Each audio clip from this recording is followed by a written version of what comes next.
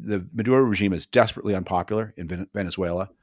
It staged a sham election in 2024, which it lost, even though it controlled all of the apparatus of the election. There is a legitimate, recognized by the United States president of Venezuela.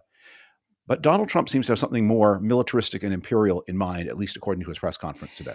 Possibly. The only thing that Trump has said is very vague. He said America is going to run Venezuela.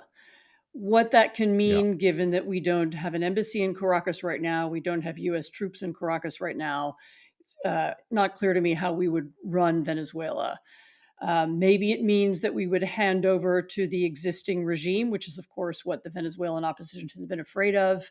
Maybe it means that the opposition will be allowed to come back, but by what process that would happen and how that transition would be made legitimate, that's all pretty unclear and pretty murky. I mean, I should say there, as you said, there was an election in 2024. The leader of the opposition, which is Maria Corina Machado, who's recently won the Nobel Peace Prize, was not allowed to run.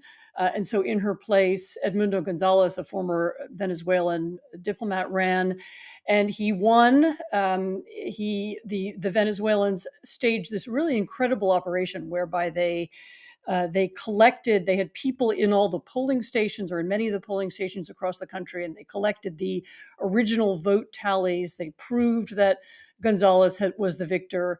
The Venezuelan courts and the Venezuelan regime, which were controlled by Maduro, refused to let him take power. And not only that, they really and truly violently repressed people who were his advocates and people who'd been working for him. So this is a country that will not be sad or sorry to see Maduro go, but is very, very nervous about what might come next.